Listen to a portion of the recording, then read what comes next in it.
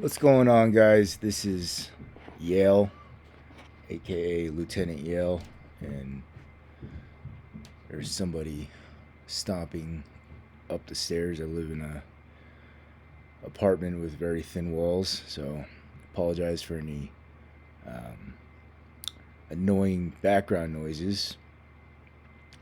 Uh, so if you've watched my last few videos or two videos, you may already be familiar with what it is you're seeing here. I created a couple documents, two documents that are used as a rubric, and I don't think guideline is the right word, but these are things that are supposed to add clarity in terms of why public opinion and perceptions are what they are, and getting a clearer idea of um, why judges award or reward certain physiques, and dispelling any conspiracy theories about why people win and why certain physiques lose. I haven't actually finished this grading with grading all the physiques with my rubric just yet. Um, I put a lot of time into creating the actual rubric, and I'm now going through it uh, after every video and doing grading myself with annotations. So as you see me upload videos, you'll see this spreadsheet get filled out more and more, and that's why you see a lot of blank space here. Um, I personally think it's more fun for me, so this is really a selfish thing for me to fill this out video by video. I think I've spent uh, maybe over 20 hours this week. I'm not sure, creating these two documents. And in the last video, I said that I wanted to spend less time going through some of the fundamentals of what you're seeing are, which is a background and context, which is background and context. But I think I actually did spend more time than I wanted to in the last. So if you are curious what the context and background of my rubric is here for assessing the prejudging portion of Mr. Olympia, I'm not going to share the link just yet. I did put a lot of work in this, and I would not like to think someone's going to plagiarize my work. But I will share this when I'm all done. And if someone does choose to plagiarize my work just based on these visuals here, that's on them, because it's really not going to make any sense to do that without a deeper understanding of what it is that's going on here. I'm sure somebody can read into it, but I do have the intent of sharing this because I don't really see the point in keeping this to myself. I think there's a lot of value here in clearly sharing and communicating what it is that I made. And that is a very clear and well thought out rubric for grading physiques, which has been I don't want to call it an issue, but something that's been a challenge for competitors and promoters and judges to clearly communicate in the last few years. Because if you've noticed and been following professional bodybuilding, Tyler Mannion, the son of Jim Mannion and the head of the NPC, and I'm not exactly sure what their role is with the IFBB, might be more of an administrative political role, but they've been communicating they're aware of this lack of transparency or desire for more transparency. And Tyler Mannion's been posting like post show, I don't even know what to call it, because it's more of an explanation to the fans why the results were what they were. And I'm not saying that that's a bad thing or poorly done thing, but I'm adding this and sharing this to add more clarity to people, or for people that are not exactly sure what it is he's saying or what judges say in general. Because I do think there's good intention, but I don't think there's enough detail in words and not enough data to support or clear objective things that support why someone appears to have or perceived as having better conditioning or a better, more aesthetic physique. I think people who have a trained eye and have experience in this, I keep not wanting to call it a sport, because I do believe it's not truly a sport, but bodybuilding to me is really unique in that it has elements of being a sport and being a pageant.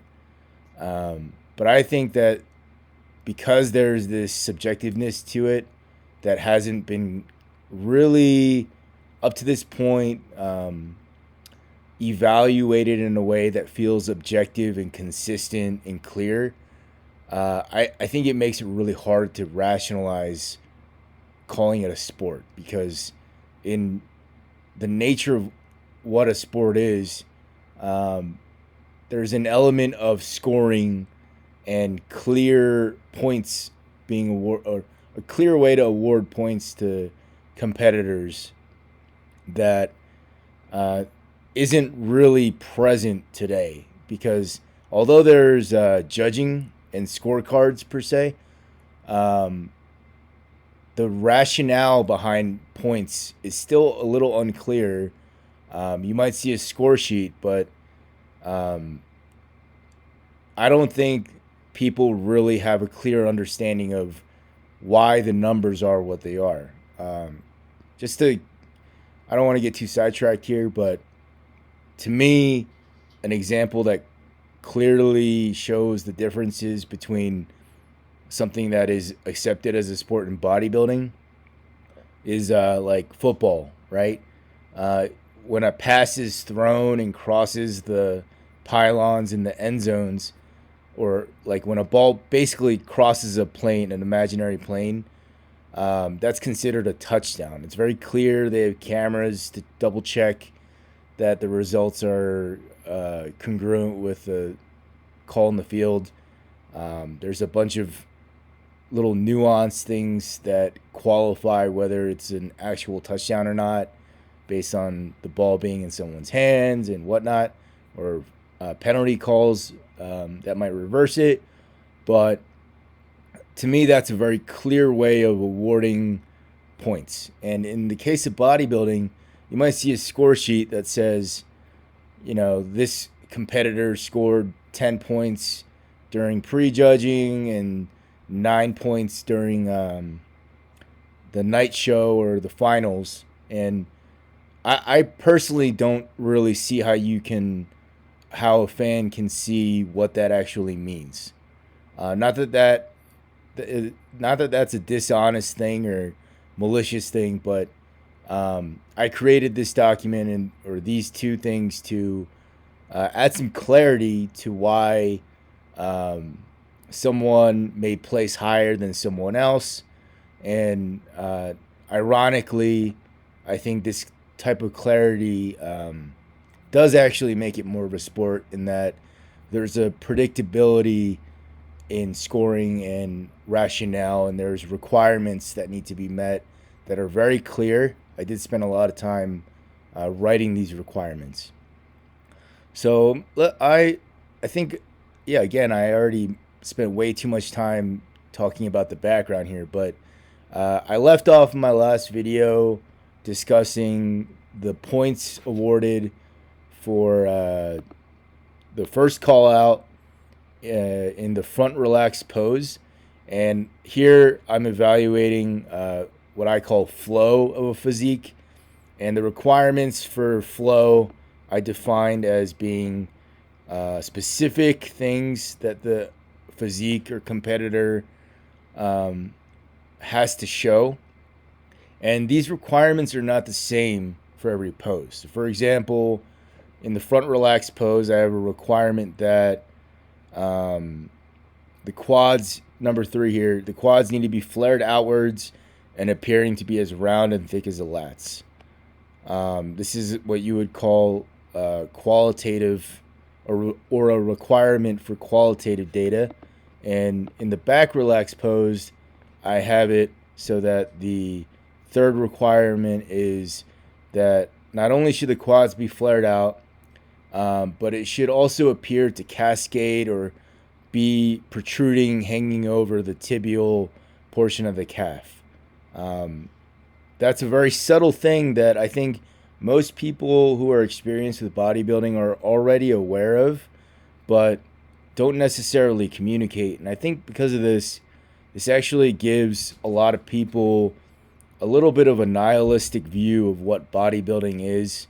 And I think because of the nature of who bodybuilding attracts, there's an element of neuroticism and antisocial personality disorder that I think does gravitate towards bodybuilding. I'm not saying everybody has these traits, but if you've been around enough bodybuilders, you do know there are certain personalities that do gravitate towards this hobby, if you will. And I'm not saying that's a good or bad thing.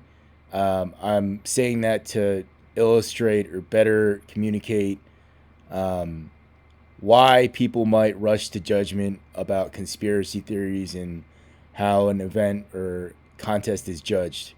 And to me, I can respect skepticism because I am very skeptical myself. But what I don't like is when people start making really irrational judgments and accusations and really, for lack of a better word, talking out of their ass very confidently and egotistically, which I don't think is good for anybody. I don't think it's good for the person talking like that or good for the people involved. Bodybuilders, I think, are very sensitive people because they do put a lot of effort into this, and it's a very abnormal activity and lifestyle. Again, not judging here. I'm saying what it is. It is not normal in the sense that the average person doesn't want to live a life of a professional bodybuilder. Therefore, it's not normal. Again, I got sidetracked here, but I have these requirements listed. And the way the points I have, the way I have my rubric set up is to add points or increase the value of judging based on the amount of requirements that are not met. So if a competitor here in the, let's say the back relaxed pose has the, let's see here, let's use Hadi as an example. Hadi had 3 different requirements that he didn't meet.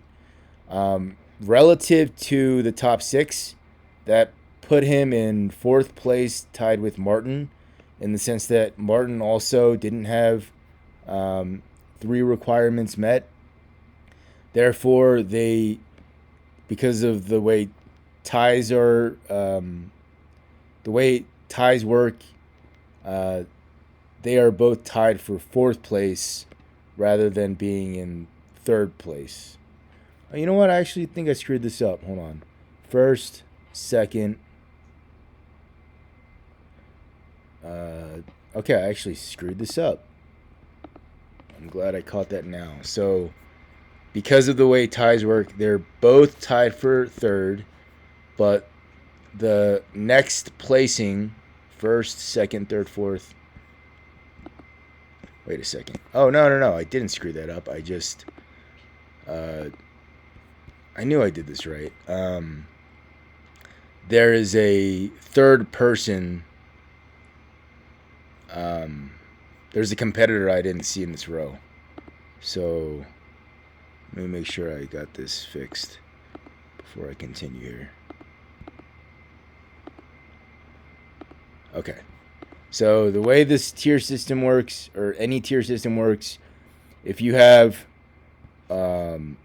Jesus, this is frustrating. So I have 2 people placed in second place with the same amount of requirements not met, and that was Nick Walker and Samson Dowda. They both had 1 requirement they didn't meet. So that puts Hadi in 4th because he's the 4th competitor to place after those 2, and Derek. And then because I have 2 competitors that have the same amount of requirements missing or deductions, which is in this case 3, they're also tied and push Andrew Jack into a 6th place because he has 5 competitors ahead of him.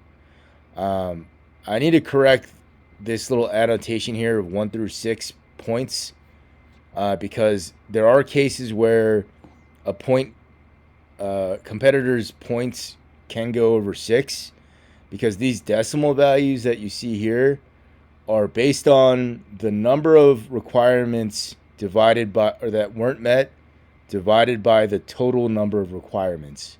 So for this back relaxed pose in terms of flow, there are 8 requirements in total, and if a competitor misses 4 of the 8, or have 4 deductions out of the 8, they are going to have a half point added to their score in total. So while Andrew Jack in this category did place last in terms of the back relaxed pose and the flow of it, he also has a half point added because he has half of the requirements that he didn't meet. And even though these decimal values seem really irrelevant because it's not a whole number, these things add up. And I also believe that if you were to just look at a single row, this actually does give you a better sense of the competitor's total appearance and how impressive or not impressive their physique was compared to somebody else. And as you watch my videos and see the different competitors and their physiques and their score, you can actually see or get a better sense of why a number actually does seem to correlate with their relative impressiveness to the rest of the competitors. Because if you look at a scoring sheet today, I'm not saying this is wrong. I just am describing the nature of how people perceive it. You see numbers on a scoring sheet, but it doesn't really mean much to the average fan. All they see is numbers. It's really hard to tell why a second place competitor might have 10 points more or less, or I should say more, than first place, and really get a grasp of why it's not just a 1 point difference or a 5 point difference. I also want to make it clear, I don't think there's an expectation or this is kind of like the nature of how the judges have always scored their contests, but I added this to provide more insight. Hopefully this coincides with the actual results, in that I would like to think people are accurate in their judgments for something like this because there is money involved. But I'm not judging people here if they do make the wrong calls, because it happens in all sports. Again, just using sports as an example to illustrate the nature of scoring being involved. But I think that you'll see here that these points start to get, they start to paint a better picture, because not all physiques are put together the same, but they have a totality that communicates a certain score, which is what you'll see here. So in the back relax pose, I have 8 requirements, and that's, let's see here, the V-shaped, or the physique needs to create a V shape by lines from each delt to the base of the spine and glutes. So I'm just going to use first place here, and that's Derek. He has a line that you can, an imaginary line you can see from the delt to the base of his spine or the top of the glutes, and another line on the other side of his body. This is what people mean when they say V-shaped torsos. And this is really important in judging, or what bodybuilding criteria are or is. Let's see here. Number 2, I have the second requirement being the lats and teres should enhance the V shape. So you'll see here that this is not really an issue at this level, where everybody here has experience winning a contest, and therefore should be able to. They won because they have these traits that are the traits of contest winners, right? For lack of a better word. So you're not really going to see a missing lat or a missing teres, but you will see differences in how pronounced or not pronounced that V shape is based on the lats and teres. So you see here, it's all relative. Some years you see better or worse outputs than others, but in this case, because I already know Derek placed first in this pose, I'm going to use him as a reference point. Derek has a V shape that is very obvious, in my opinion. And if you look at someone like Andrew Jacked here all the way to the left, I'm just going to drag his physique over. And apparently I can't have it overlay for some reason. Okay, I'm just going to go back, and hopefully you can see that what I'm trying to communicate here. His V shape is not necessarily missing, but it's a narrower looking V. I'm sure you could take a ruler and do the measurements yourself. I also want to make it clear that I was very careful about how I cropped these pictures so that nobody's picture is scaled out in a way that makes their physique look inaccurate. So if you notice, the logos in the back are actually consistent in size, and I did crop the pictures so that the base of the stage to the top of the logos is consistent. So it's not perfect. I'm sure someone could zoom in like really closely and see that it's off by a pixel or two, but I think there's enough of a consistency here in this whole rubric that it's not going to really affect the perception of a physique, because not everyone was cropped in the same position for every photo and pose. People were rearranged, or competitors were rearranged, and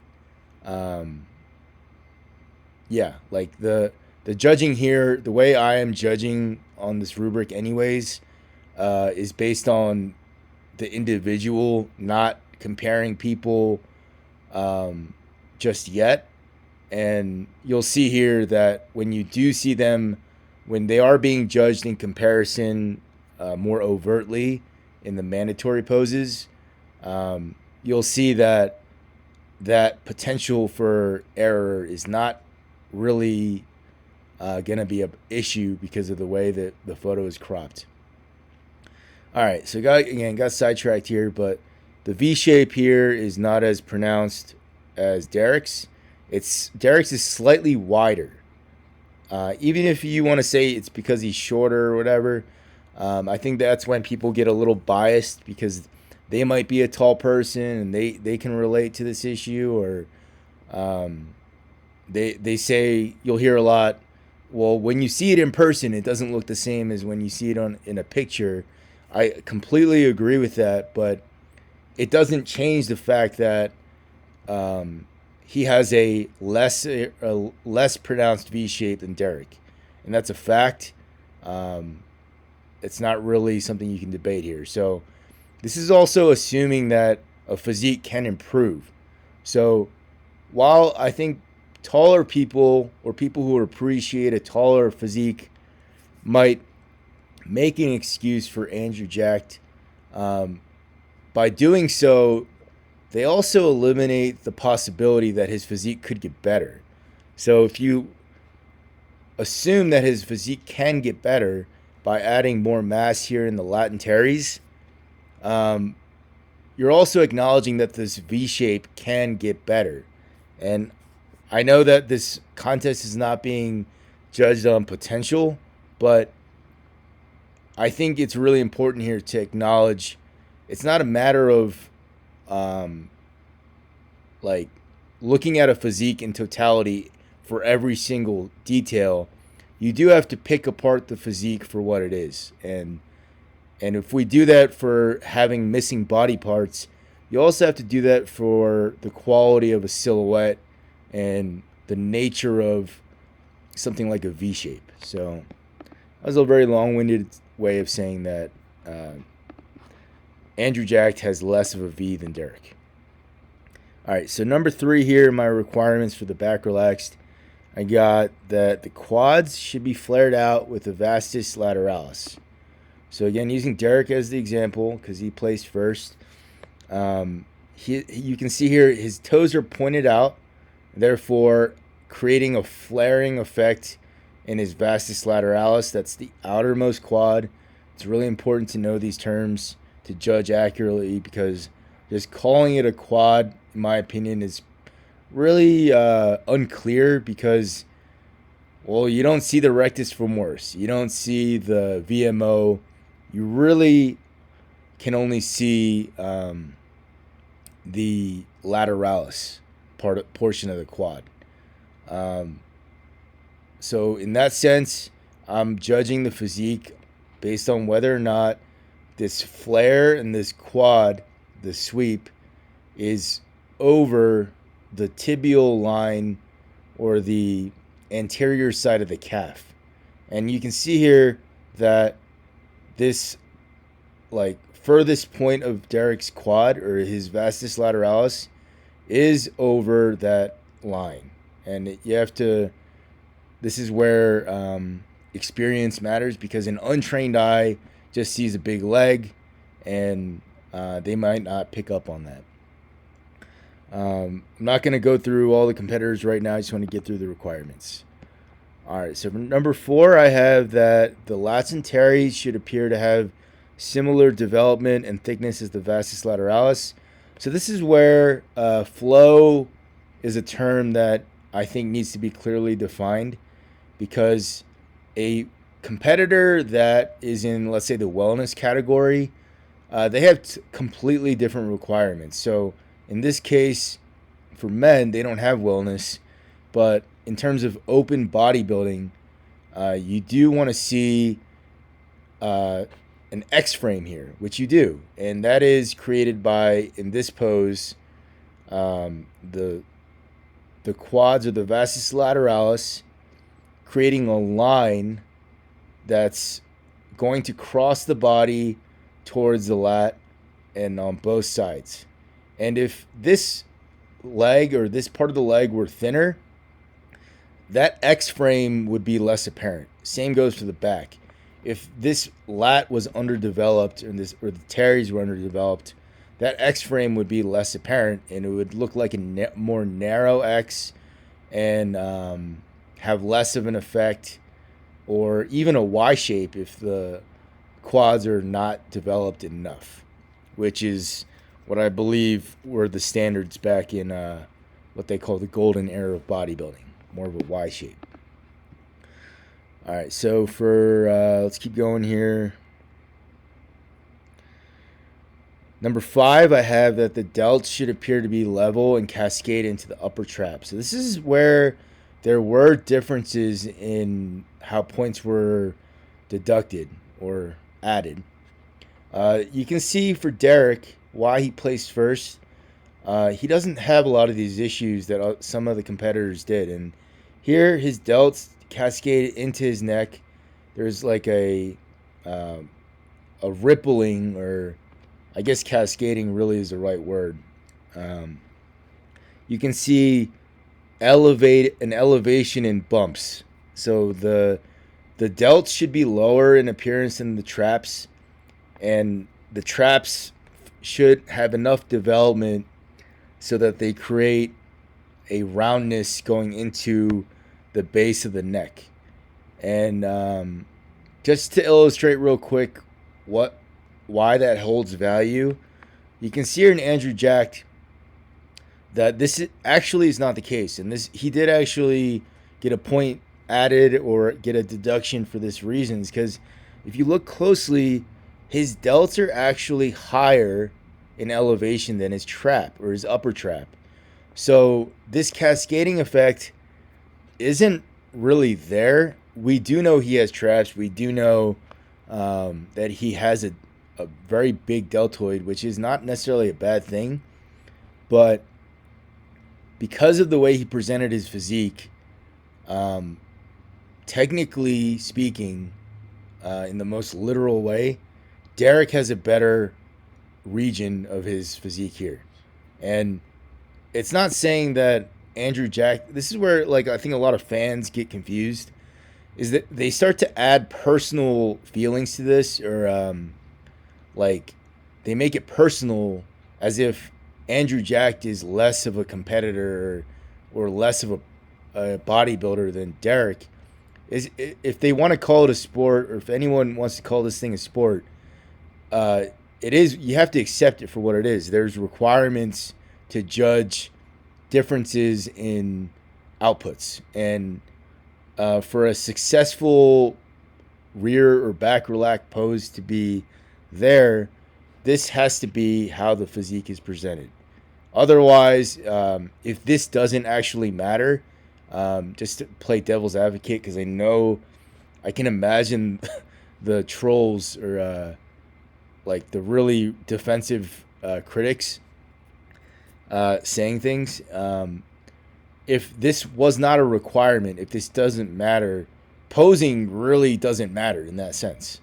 There's a reason these poses exist, and there's an expectation for it to exist in a specific way, because this is how the judges assess aesthetics, and have an expectation for a bodybuilder to be a professional. They're supposed to present their physique in a certain way. So if I were a quote-unquote posing coach, I would tell Andrew here not to suddenly grow a pair of bigger traps, but to just internally rotate his arms just a little bit and bring his elbows down just a little bit more so that his traps look bigger than his delts, or higher. And I know they're there, but for whatever reason, the way he poses is incorrect in this specific shot. Let's see here. So continuing, number 6, the 6th requirement I have is the short head of the tricep should appear to cascade into the deltoid. So using Derek as an example again, you can see the short head here going into what appears to be like the center point of the deltoid, where the rear delt and the medial delt meet. And there's a definite roundness here where that insertion is. I think all the competitors have that quality in the shot. If they were not to have this going on, this would appear to be flat. So looking here, no one seems to have flatness in their rear relaxed. You can see there's more of a cascading effect in some competitors than others. Urs has a very pronounced cascade here. It almost looks kind of awkward. This competitor, I don't know his name, but his actually does look a little flat. It is not flat, but it looks a little flat here. In, I think I don't know his actual name, Vitali Goodvito. His right arm actually does have a little bit of a flatter, less of a cascade than Nick Walker and Hadi and Urs here. So that's just really illustrating the level of physique that these guys have. There's certain requirements, I think, that are harder to not have, because in order to get to this level, there's an expectation that they are winners of some level, at some level. But yeah, so I don't want to get too sidetracked again, but that's what I mean by a cascade. Let's see here. Number 7. Arms should hang so that they frame the torso and appearing to initiate deltoid internal rotation. So this is where there is actually some discrepancy. I know that recently there's been critics of bodybuilding that are usually older competitors or retired bodybuilders that have this issue with the appearance of riding a motorcycle or a Harley.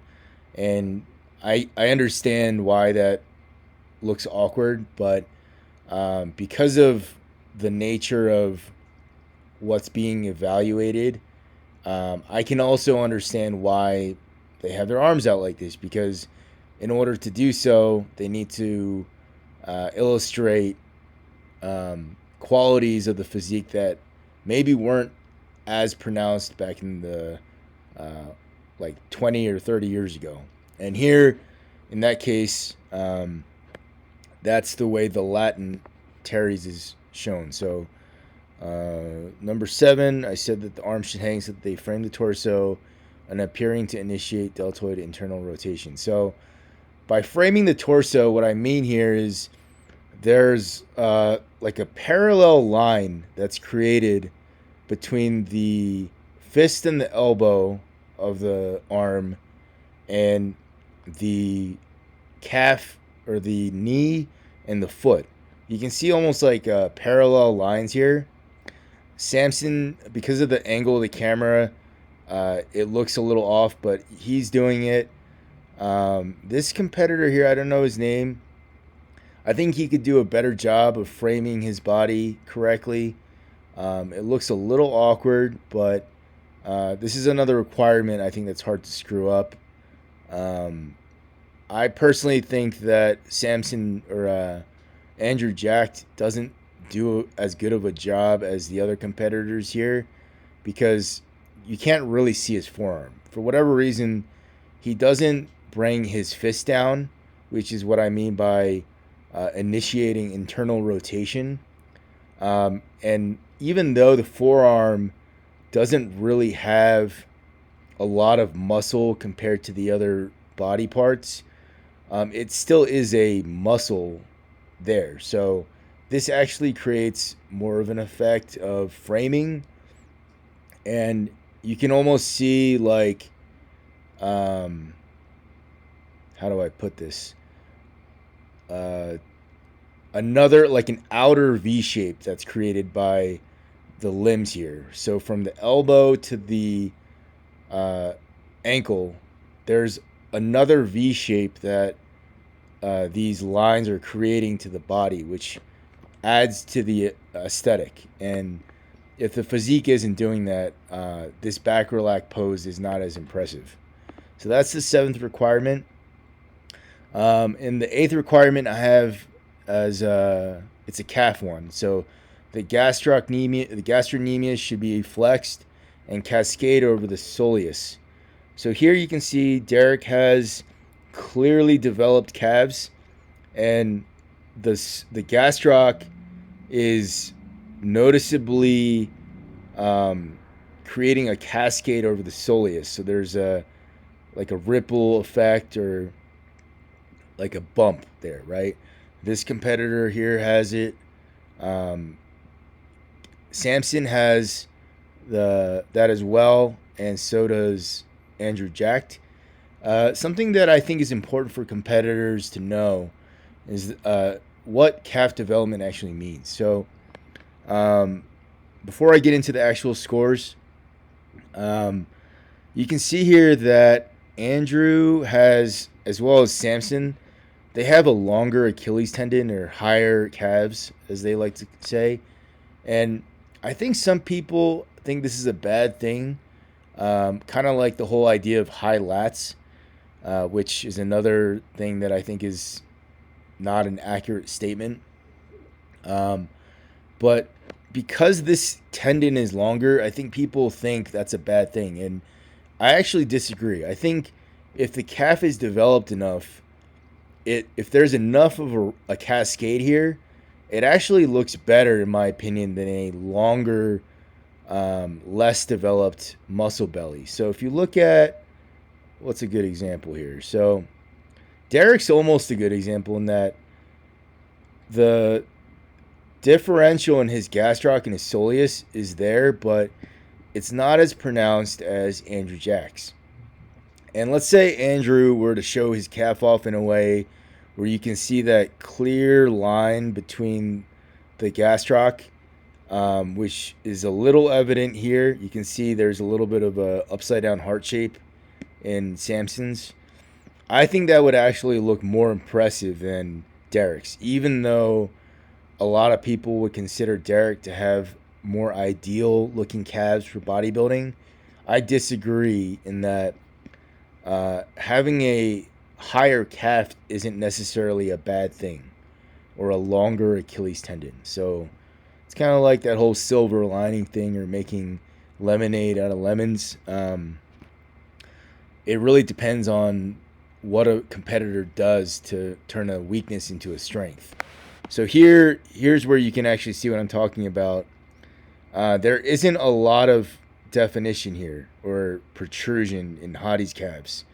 And a lot of people, I think, forget that Hadi does have, like, in certain shots, higher looking calves than other competitors. And it almost looks like a cankle because it's not developed.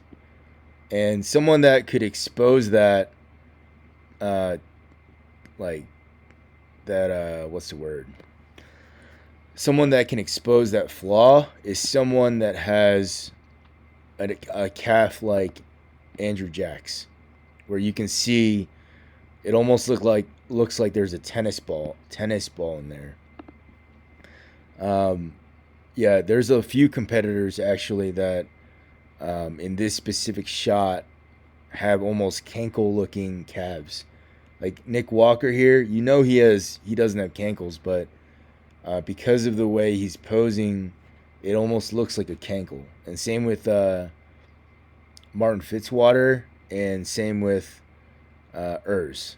They definitely don't have cankles, but because of the way their calves are situated and the amount of development they have, you can see a clear difference in the calves of someone like Samson and Andrew versus these guys. And I actually have a theory that guys like Samson and Andrew, because they have this potential insecurity about calves, or maybe lesser looking calves to begin with, I think they work harder on them, and it actually turns a weakness into a strength.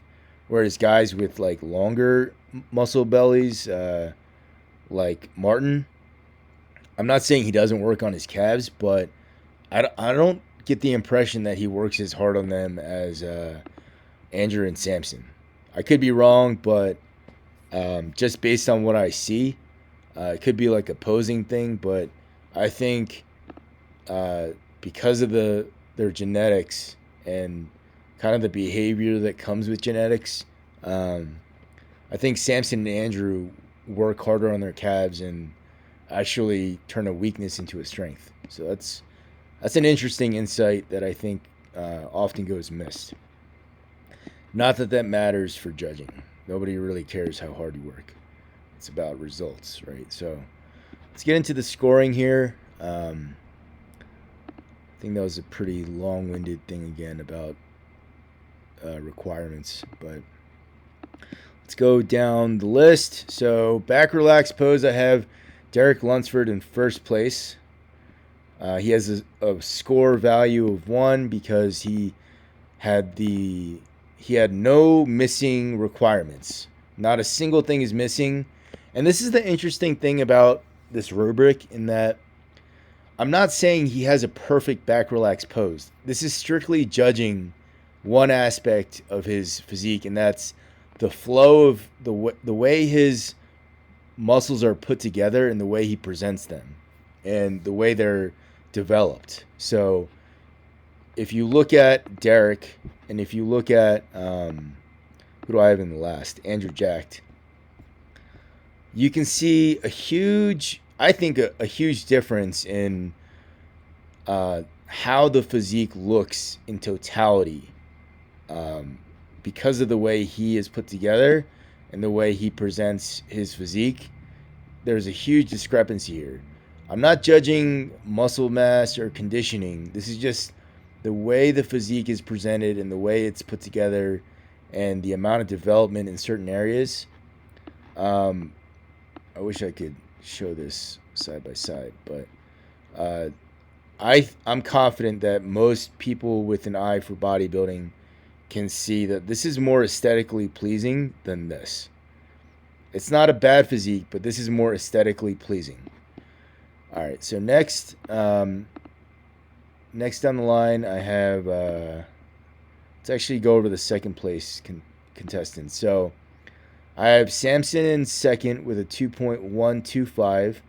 The 125 decimal value comes from him having just 1 deduction out of 8. So 1/8 comes out to 0.125. That's where that decimal comes from. And Nick Walker, who has the same second place value, but this is where nuance is really interesting.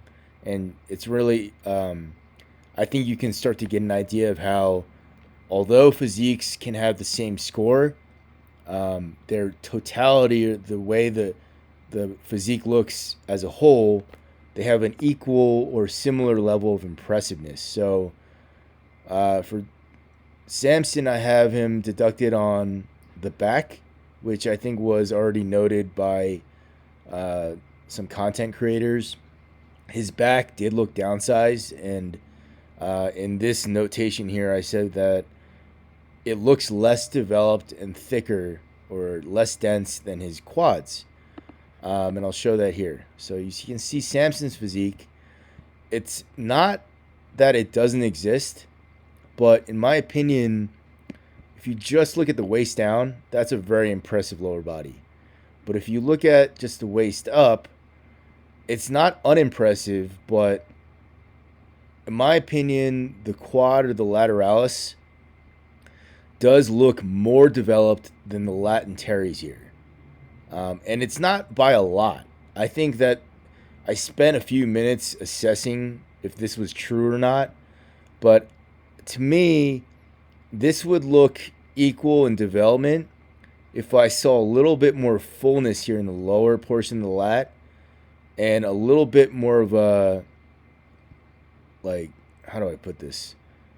More fullness in the, like, the x-axis direction, kind of how it is here. So it could be the angle of the camera, but I don't think that really explains the lower lat. But if had this lower lat been just like, not a lot, maybe like an inch thicker in terms of the base of the lat at the spine to the very outer edge of the lat, that would look equally as impressive as his quads. And who was the other second place competitor? So that was Samson and Nick Walker. So you'll see Nick Walker actually has a completely different looking physique, but I had him docked on the first category or first requirement, which is having a lat or teres that creates a more that creates a V shape. And if you look at Nick, he has a very developed back. Even though you could make a case that this isn't the best back that you've seen on Nick, but to me, it's similar but different in that his lower body looks crazy. Like, I'm not sure how many people really noted this, but I think because he has kind of stocky looking legs, it's hard to appreciate for some people. But that's a very developed hamstring and quad and adductors you can see too. This, to me, does look equal in development here, right? That's still a very developed lat and teres and traps. But if you look at the shape of the back, it looks more of a narrower V or almost like a U. And because of that, I think that creates the illusion that he has less of a back than someone else. And you can actually see here, there's more of a V shape here than what Nick has. So, making this more constructive, I don't think this is a bad thing, but because of the way he is built, both in bone structure and muscle bellies, I think that for Nick to have more of a pronounced V, he would have to actually retract his shoulder blades less and spread them out just a little bit more, and potentially, or not potentially, actually push his forearms downwards almost towards his back so that his lats can contract harder and create more of a V shape, so that if you were to stand next to someone like this, he can actually have a lat that tenses up more and comes in closer to his body and actually creates more of a denser looking lat, even though the surface area is going to be smaller. So that's Nick. If you notice here, different physique, different looking back relaxed than Samson, but in totality, very similar in impressiveness. So just take a minute here to look at Samson. Very, very impressive still, but not the same thing as Nick. Where'd he go? But very similar in impressiveness. And it's hard to do without them being right next to each other, but I think you'll see what I mean as I continue to show competitors. All right, so next I have Martin Fitzwater and Hadi Chupon tied with a 4.375. Again, this decimal value comes from the number of requirements that were not met divided by the total number of requirements. So they both had 3 deductions, different ones actually. So Hadi had 3, 5, and 8, and Martin had 4, 5, and 8. But if you look at their physiques comparatively, the totality, or like how impressive their physique is in this pose, is very similar. It has a similar aesthetic appeal or level of impressiveness. They're not the same, but similar in how they are perceived. At least if you have an unbiased opinion or eye. So I'll get into why, but just take a minute here to ignore errs and just look at these guys. Not the same, pros and cons of both, but similar in how they are impressive in terms of the actual emotional effect that they create. So let's go here left to right. Hadi has a deduction in number 3, 5, and 8. His vastus lateralis I had marked down as not appearing to be round and looking straight, like a straight line or angular. So you can see here, even if you account for the camera angle, there's a flatness here that you don't see in other competitors. And there's a lot of Hadi stands, I think, that don't really acknowledge this, and it does matter. So I think the most obvious thing, if I were to give feedback to Hadi, is to develop more thickness here, or even change how he peaked so that he has more fullness in the quad, because he definitely has a vastus lateralis, because it looks straight. It looks straighter than others. It looks worse when he's next to competitors like this, because you can see that roundness here. If you were to draw a line, there's more of a curvature here than in Hadi's, where there's a very straight looking line. It's not completely straight, but less of a curve. Same thing for Martin. He has more of a curve here. Similar to Erz's, but I'm not assessing them right now. I just want to illustrate the point. All right, so that's the vastus lateralis. Deltoid's not level. So this is a posing issue. I'm not sure if he intended to do this for any reason, but I want to clarify that this is one shot of several. I chose the shot where they all hit the pose at the same time. I don't know. I can't get in the mind of the judges, but I assume that because of how fast these rounds move, they are very quick to judge as soon as they can compare the competitors. So if you were to look at the other photos on the NPC News Online, I do think that Hadi eventually fixes this, like tilt, this lack of a level line here. But I'm judging this based on consistent assumption that the judges do not have a lot of time, and they're going to look at a physique very briefly and look for things that they're trained to do, which is an aesthetic appearance. And here, Hadi shortens his left lat, stretches out his right, contracts his left oblique, stretches out his right, and it's not a very aesthetic look here. I know that he can make his back look like this, but if I were to see these guys and had only about 10 seconds to do so, I would not waste a lot of time correcting myself once I get a snapshot of someone. These are people, these aren't machines. They're going to make mistakes, and I think that's a mistake that they're vulnerable to, depending on how you look at it. All right, so that's number 5. And then for number 8, it's the calves. So once again, calves were kind of an issue for Hadi. I don't think he has cankles. I just don't know how to better communicate that his gastroc isn't really that pronounced compared to his soleus. You can see it. You can definitely see a bump here. You can tell where the gastroc is, but it looks a little flat. And Martin kind of has the same issue.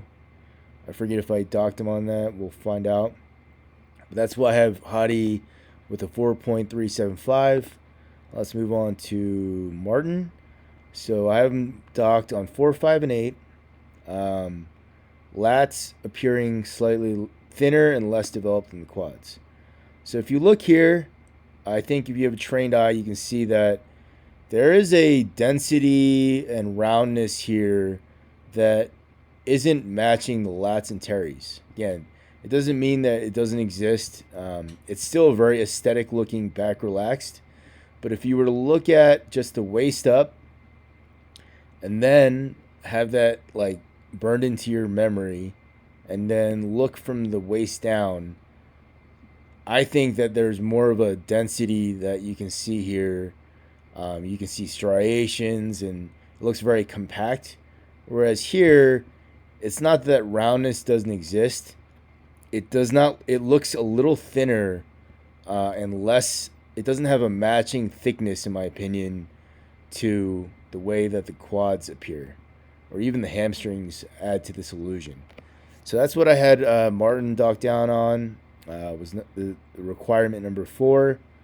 Number 5, I have him docked down on the upper trap, appearing to be less developed than the delts and slightly higher. So he kind of had the same issue as Hadi, whereas you want to see the traps higher than the delts kind of ironically, I guess, or coincidentally, it almost seems like everybody in this lineup had the same exact issue. Urz's delts are higher than his traps. You can see the deltoid is slightly higher than the traps, even though you know that they're not. Like physically, his traps are higher, but the way he presented the physique, there's a cascade, but the medial and the front delt are slightly higher than his traps. And just to quiet the trolls here, you don't see this on Derek. The delts are lower than the traps. He presented it in a better way, and that's what we're evaluating here. So if I were to be a posing coach, which I'm not, or a judge, which I'm not, I would advise Martin to lower his delts just a little bit and to push his fist back just a tad, creating internal rotation and creating more of a contraction in his upper trap, and while maintaining some rear delt pop or contraction there. So that's why I have him in tied for 4th. And in 6th place, I have Andrew Jacked. So this is, I think, something that's going to upset some of the Andrew Jacked stands, if you will. Because there were a lot of people that said, if you saw him in person, you wouldn't see what you saw and on stage and whatever. But I'm just evaluating one aspect of his physique here. And to reiterate, that's the flow of the physique, the back relaxed pose, and there's 8 requirements for everybody. It's a consistent thing. This is very important, and I don't think it discounts anything. I'll go into this later, but I did notice Lee Haney and several older bodybuilders have this desire to see judging being done differently, which I don't think is a bad thing at all. But I think in order for that to be successful, you have to have clear weights on different criteria. And Andrew Jacked, I think, is someone that he believes that can be scored higher in that sense. But I don't think that's going to be a successful contest unless those requirements are clearly defined, which I think is possible. But I'll just go into why his physique scored the lowest in this pose specifically. Again, in terms of flow. So I have Andrew Jacked being marked down, and it's just by one. That's the funny thing, is that a 6.5 may look bad on this score sheet, but he only had one more requirement that he didn't meet than Hadi. So it's really important to understand the nuances of these scores, because the only reason he has a 6 in his score here is that he had 5 competitors placing ahead of him. So for Andrew, I have him deducted on the 1st, 4th, 5th, and 7th requirement. So the first one being the V shape. Andrew has a V shape in a sense, but if you look at the way his body's built and the way he poses, his delts, the line from his delt to his tailbone is not quite a V shape. It actually looks somewhat like a U, and if you really want to justify a V shape, a narrower V. This is unfortunate for some people, in that I think they take this really personally when they hear this, because I think it gives them the impression that there is no value to the physique, or the idea that there is no, there's an absence of value. But I'm not saying that's the case. It's specifically judged on these requirements. So if you look here, if Andrew were to pose with a little bit more internal rotation, you might actually see a little bit of a line here that he could create, because he definitely has a back. But because there's this like steep line that's formed from the bottom of his teres to his hip bone, it creates less of a V shape than someone like Samson. And Samson, you can see there's more of a line here, a straight line. Even at this weird angle, you can see a straight line from his tailbone to his teres. And here, there's definitely development, but this steep line is so pronounced and tucked in, it makes it look more of like a narrower V and less of a U, or more of a U. I also have Andrew Jack marked down on quads for the reason that his vastus lateralis seems slightly thicker.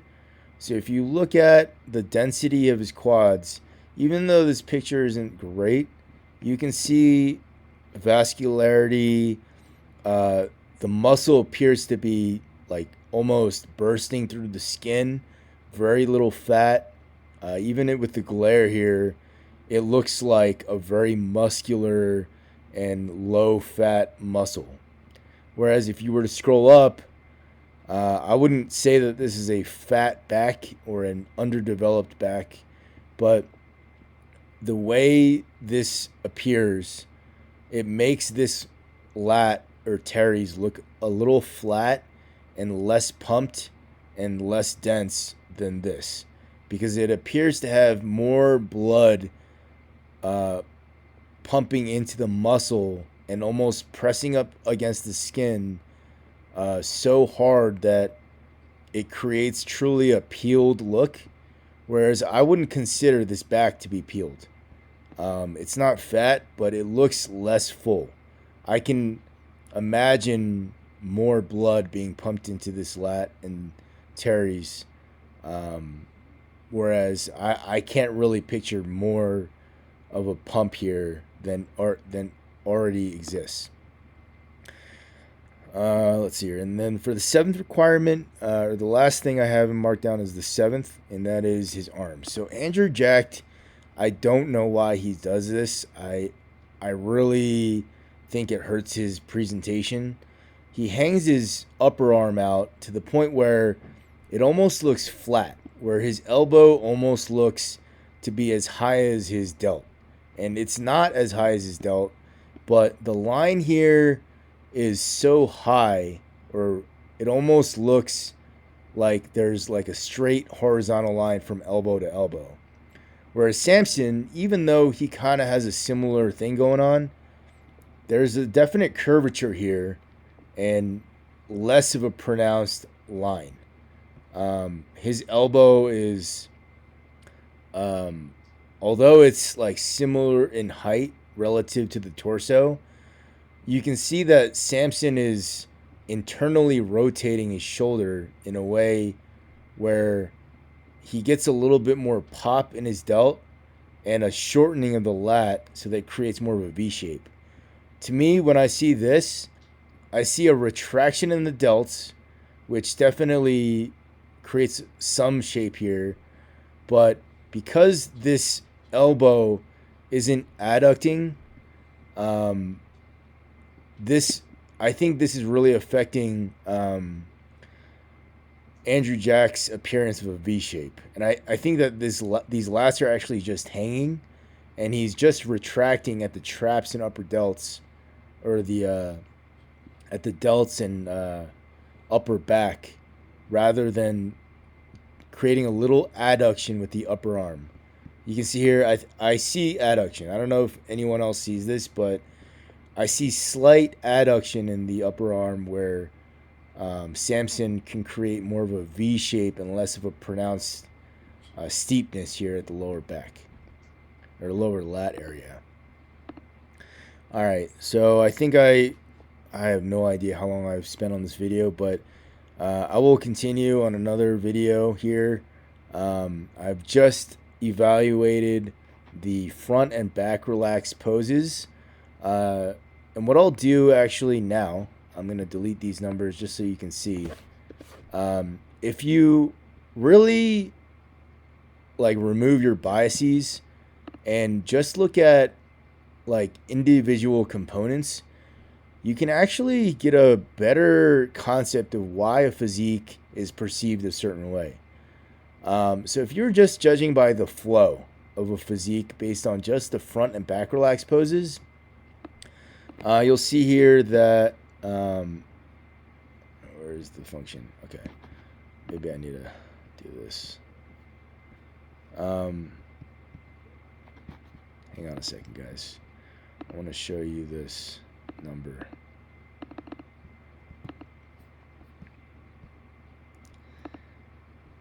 Okay. All right. I'm just going to add this up myself. So you'll see here that the sum of Derek's score is pretty low. And I'm going to give him a subtotal here of 2.2 based on the front and back relaxed. Okay. Or I should say that is what the sum is. Hottie, you'll see his sum is 5.575. Again, this is just judging flow on two different poses, and I think you'll see the numbers better reflect their placings or why people perceive a physique in a certain way. And you'll actually see that these numbers aren't going to reflect the outcome because it's not everything. It's just a portion. So Andrew Jacked, I have him at, I know I could do this. I'm just being lazy. Andrew Jacked has a score of 12. Let's see. Samson, 7.625.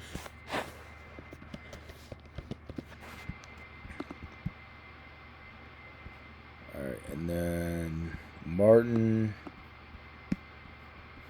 8.775.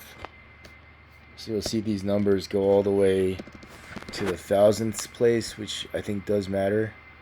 I think that gives detail that you don't really see in just whole numbers. And then Nick Walker, I have him at a 5.425. So this is really interesting. If you're just judging by the flow of the physique, based on these requirements here, right? V-shape, enhanced V-shape from the back, quads and lateralis having similar or appearing to be more round and protruding than the calf. Well, this is just back relaxed, I should clarify. So just considering these requirements, right? 18 in total, 10 for the front relaxed, and 8 for the back. I have Derek in first with a 2.2.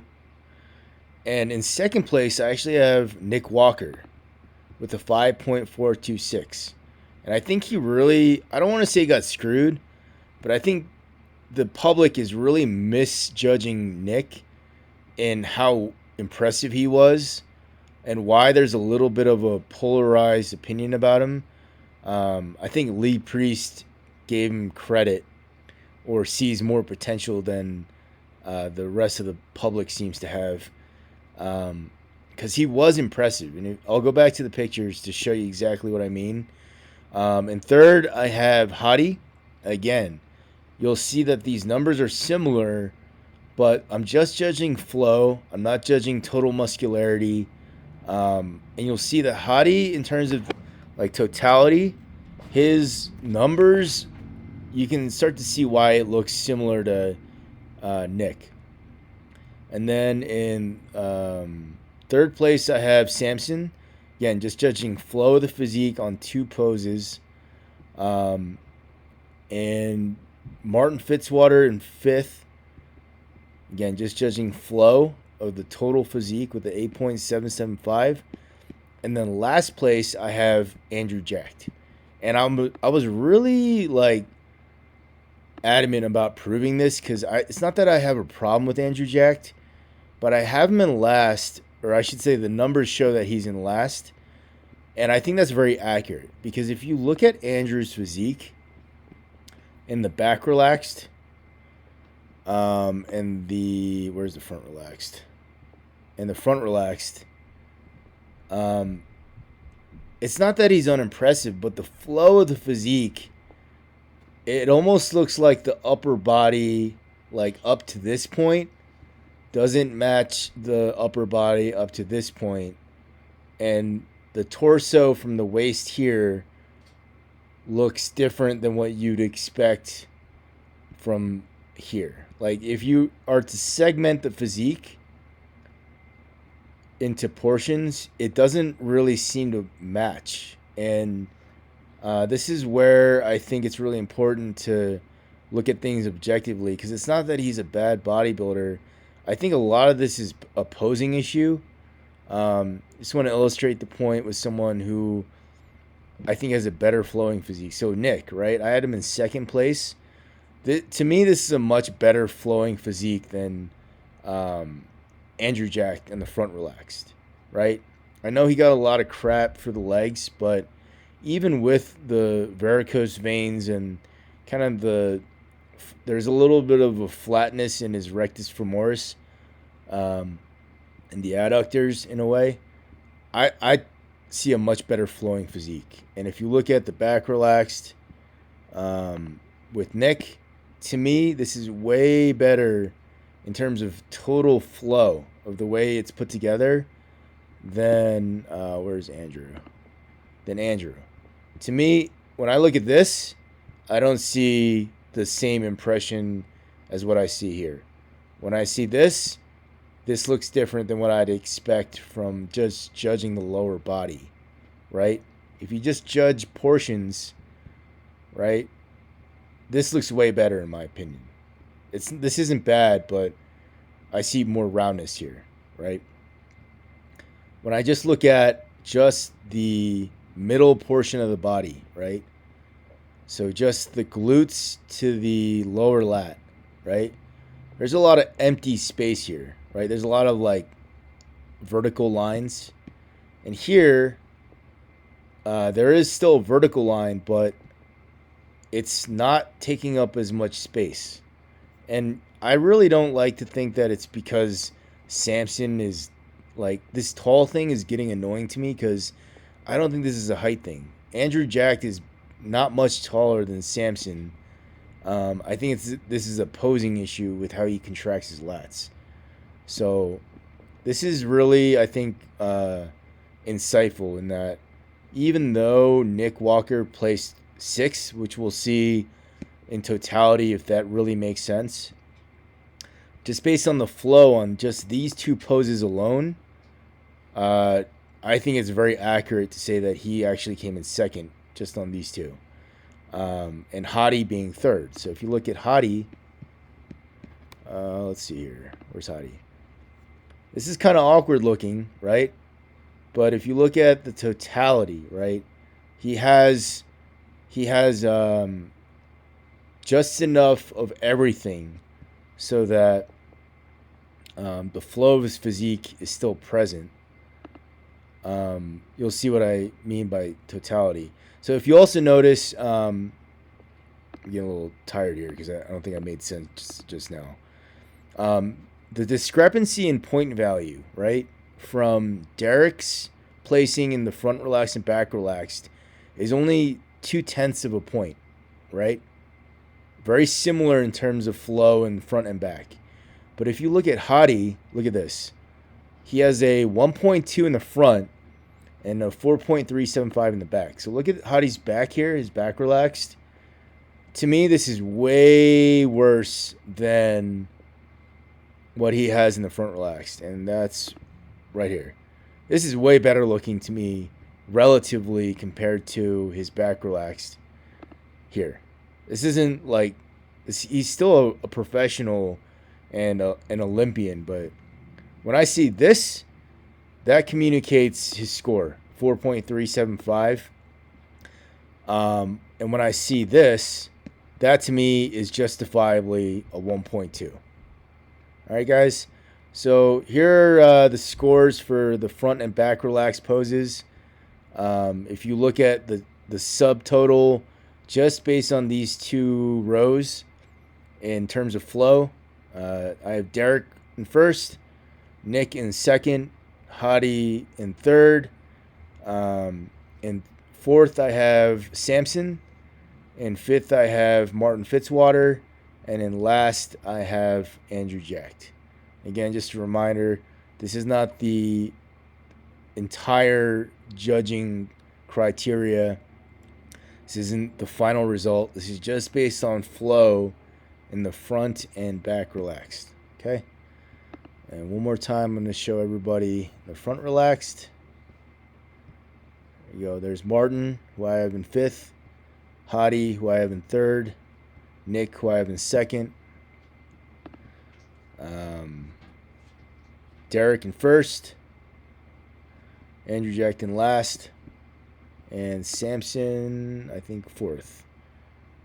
First, second, third. Yeah, Samson in fourth, which was consistent with his placing. Samson was very well-rounded. I think he was very underrated as a well-rounded bodybuilder. So, look at this. Fourth, first, last, or sixth. Back relaxed. Third, shoot, I got that wrong. Martin Fitzwater, fifth. Wait, hold on a second here. I'm losing steam here, guys. First, second, third, fourth, fifth. Yeah, so fifth. Martin, fifth. Third. And Nick in second. These are subtotals. Just want to go over again. In back relax posing, I have Hottie in tied for fourth, right? This is a fourth place back relaxed. Nick, this is a tied second place back relaxed. Martin, he's tied with Hottie in terms of impressiveness at the back relaxed. Maybe I should do that for these guys too. Back relaxed. First for Derek. Andrew was in the last. And Samson in second. Last. First. Second. This is just judging flow, guys. All right. That's it for me. I think I've already spent way too much time on this. And I'll see you guys later.